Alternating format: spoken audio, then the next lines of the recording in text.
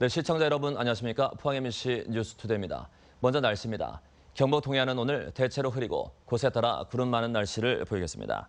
아침 최저 기온은 22도에서 26도, 낮 최고 기온은 28도에서 33도로 예상됩니다.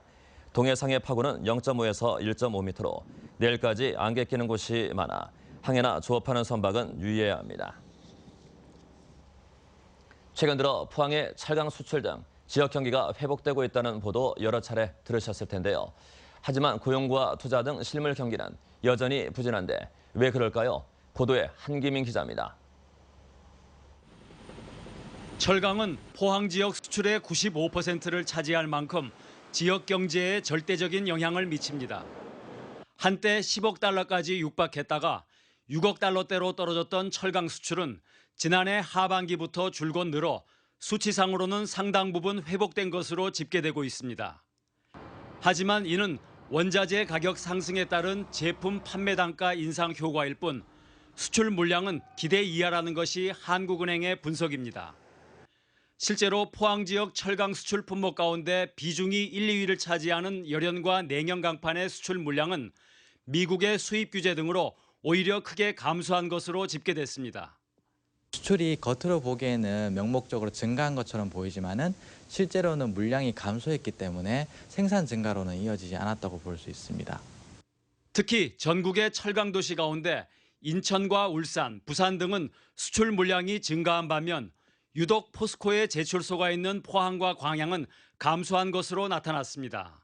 포항과 광양이 주로 포스코의 수출과 관련돼 있기 때문에 포스코가 미국의 보호관세 판정을 받음에 따라서 그런 수출 물량이 감소하는 효과가 나타난 걸로 나왔습니다. 지난 2000년 이후 포항의 철강 수출은 6차례나 위기 이후 회복기를 거쳤습니다. 하지만 과거 회복기엔 물량 증가가 수반된 반면 이번엔 수출 단가 인상에 따른 착시 효과가 커 실질적인 수출 증대 전략이 필요하다는 지적입니다.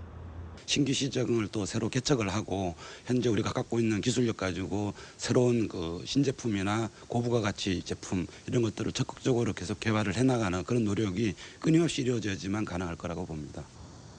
최근의 지역 경기 회복 지표는 과거와는 달리 낙관적이지 않다는 점에서 경제 주체들의 보다 신중하고 적극적인 대처가 필요해 보입니다. MBC 뉴스 한기민입니다.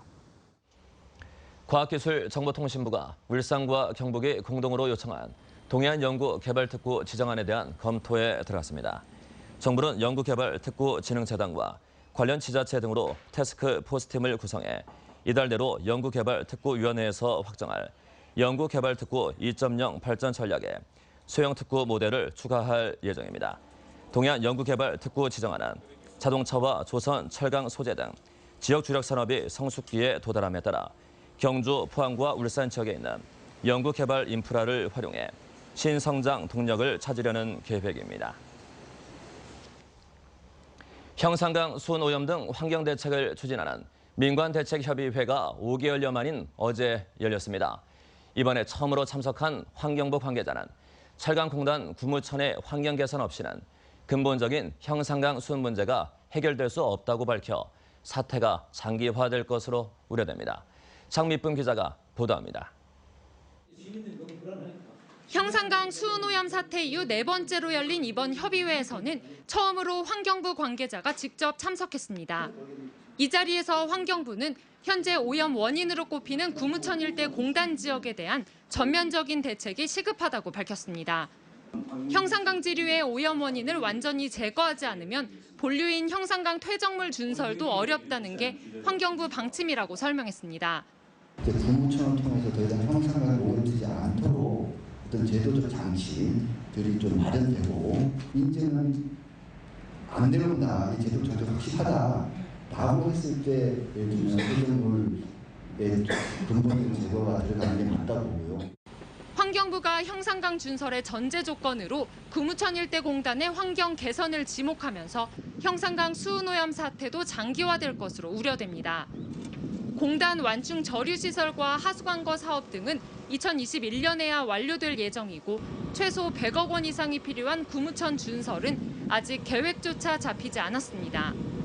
무엇보다 가장 큰 문제는 구무천에 불법으로 중금속을 배출한 업체를 여전히 찾아내지 못했다는 겁니다. 이 1단지, 2단지가 생기기 시작한 게 지금 벌써 한 40년이 넘었습니다. 40년이 넘었는데 지금 원인자를 찾고 규명한다는 것은 정말 참 어려운 일이라고 생각합니다. 이대로라면 현재 유일한 해결책인 형산강 준설이 한참 이후로 미뤄질 수밖에 없다는 분석이 나옵니다. 사정이 이런데도 포항시가 구무천 문제 해결에 힘을 모으지 않고 형산강 프로젝트를 강행하는 것에 대한 비판이 나왔습니다. 그러면 예를 들어 준설 계획도 나오고 여러 가지 계획이 나왔는데 준설을 한다면은 그 서강 분달 그 구무천 맞은편에 지어놓은 그 구조물은 빼고 준설을 할 건지 아니면 그때 구조물을 다 걷어내고 할 건지. 포항시는 협의회 운영에도 미흡한 모습을 보였습니다. 지난 26일 포항시가 언론에 발표한 대책을 민관협의회에서도 그대로 되풀이했고 시의회에 보고했던 조사 자료를 위원들에게조차 제공하지 않아 논란이 됐습니다. 왜 이 회의 자료에 그동안의 용역 조사 보고서가 빠져 있는지 위원들이 누구보다 먼저 알고 공유를 해서 이 회의에 참석을 해야 되는데 왜 이런 거에 대한 기본적인 정보도 주지 않는지. 전문가들은 하지만 그러나 이제 아까도 말씀드린 대로 자연과학을 다루는 분들 그러니까 이제 우리 이제 민간이나 이런 데서는 요거는 하겠지만 당장 이제 정밀 조사하면 어떻게 내놔라 사실은 그거는 이제. 오염원으로 지목된 구무천 일대 철강공단 환경 문제가 화두로 떠오르면서 포항시의 문제 해결 의지가 시험대에 올랐습니다. MBC 뉴스 장미쁨입니다. 이영우 경북교육감이 교사 대상 특강에서 처녀 교사들은 값이 높다는 발언을 내 여성 비하 논란이 일고 있습니다. 지난달 28일 구미 경북교육연수원에서 열린 초등 1급 정교사 자격연수에서 이영우 교육감은 여교사가 최고의 신부감이라며 문제 발언을 이어간 것으로 알려졌습니다. 특강 직후 경북교육연수원 홈페이지에는 여교사를 수동적인 객체로 규정한 시대착오적 발언이라는 연수 참여 교사들의 비판글이 올라왔습니다. 이에 대해 경북교육청은 이 교육감이 여교사들을 격려하는 차원에서 나온 발언으로 비하나 성희롱의 의미는 없었다고 휴가 중인 이 교육감을 대신해 해명했습니다. 무언가 색다른 체험을 하고 싶다면 울릉도 여행을 추천합니다. 울릉도 오징어 축제가 어제까지 사흘간 열렸는데 육지에서는 경험할 수 없는 특이한 체험들이 관광객들을 사로잡았습니다. 이규설 기자입니다. 징소리가 울리자 온 힘을 다해 노를 졌습니다. 통나무를 엮어 만든 배를 타고 바다를 건너는 떼배 타기 경주입니다. 울릉도에서만 볼 수 있는 특이한 볼거리여서 큰 인기를 끌었습니다. 상금 35만 원 전달되겠습니다. 오징어 맨손으로 잡기 체험은 육지에도 있지만 울릉도 행사는 질이 다릅니다. 오징어는 물론 값비싼 도다리와 어른 팔뚝만한 방어도 잡을 수 있습니다. 진짜로 재밌고 너무 큰 게 많아서 너무 재밌어요. 손을 그냥 딱 잡았어요. 누가 오징어 10마리를 더 빨리 손질해 대나무에 거는지를 겨루는 오징어 배 따기 대회. 그리고 박진감이 넘치는 망치로 얼음 깨기 대회도 보는 재미를 선사했습니다. 이렇게 1등하게 돼서 오징어까지 상품으로 가고 대단히 감사합니다. 즐겁습니다. 잘 놀다 가겠습니다.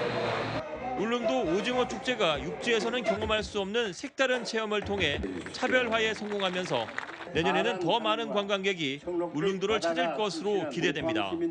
MBC 뉴스 이규설입니다. 오늘 11월 열리는 호찌민 경주 세계문화엑스포의 공식 포스터와 엠블럼 등이 공개됐습니다. 공식 포스터는 4개 사각형 안에 양국을 상징하는 문화유산과 전통 의상을 한 여성을 배치했고 엠블럼은 호찌민과 경주의 대표적 상징물들을 담아냈습니다. 조직위원회는 마스코트의 경우 여성과 남성 2가지 버전으로 제작해 온라인과 오프라인에 사용키로 했습니다. 정부가 걷잡을 수 없이 뛰는 집값을 잡기 위해 강력한 부동산 대책을 발표했습니다.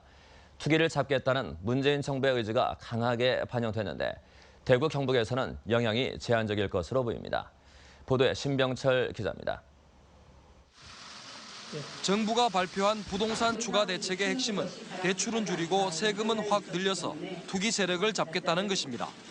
서울 전 지역과 경기 과천, 세종시를 투기과열지구로 강남 4구 등 서울 11개구는 투기지역으로 지정해 기존 조정 대상 지역과 함께 3중망의 투기 제한 구역을 설정했습니다.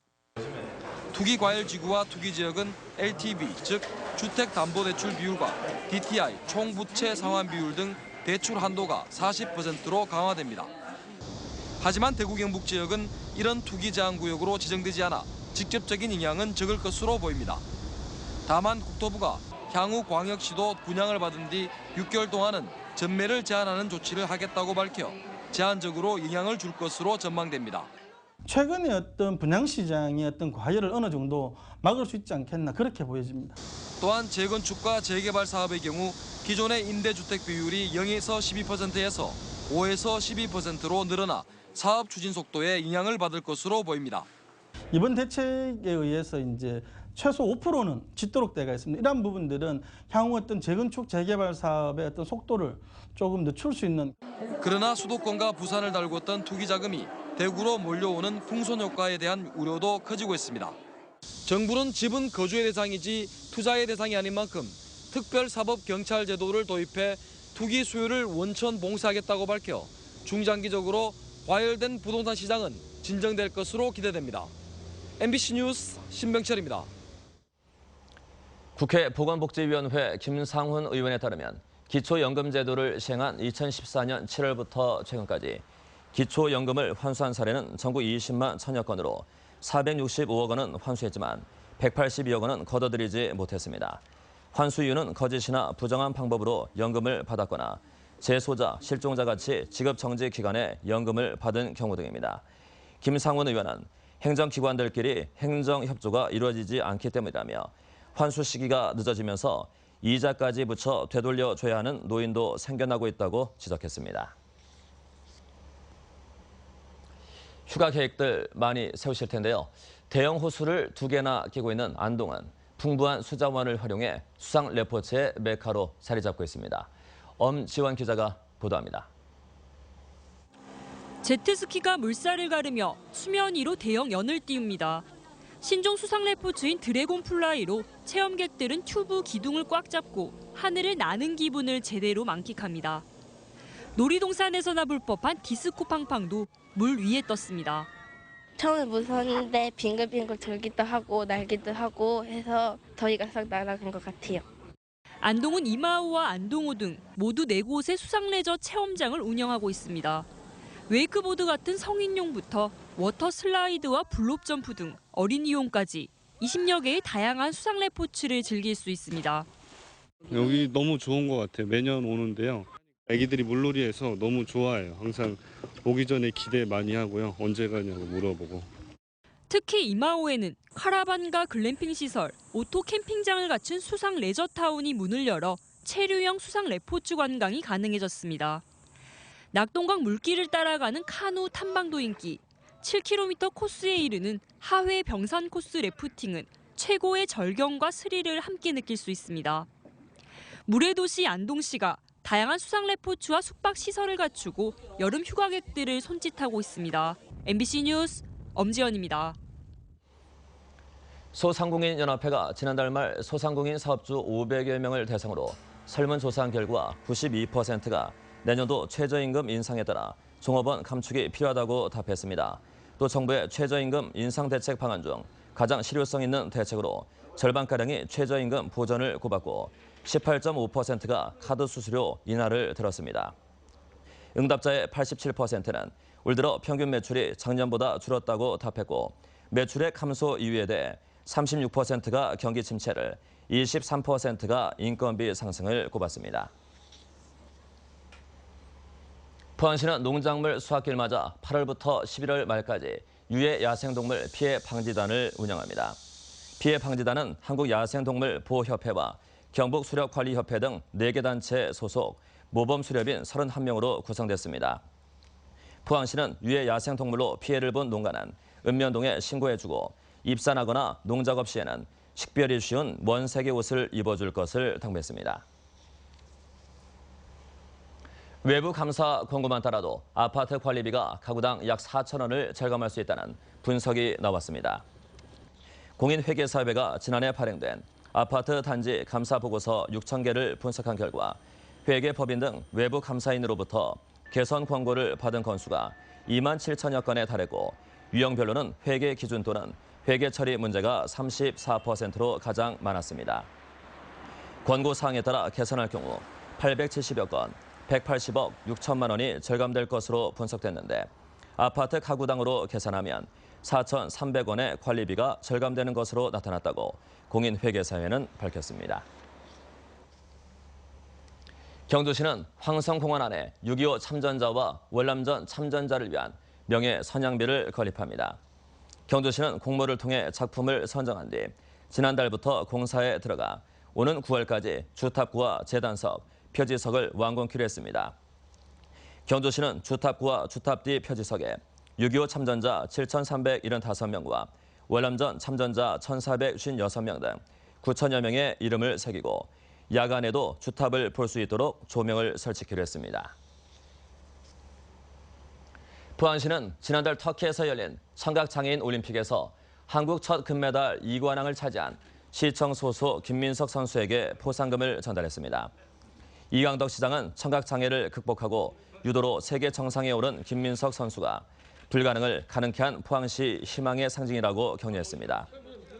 김민석 선수는 마이너스 81kg급 개인전과 단체전에서 우승해 우리나라 선수단에서 가장 먼저 다관왕을 차지했습니다.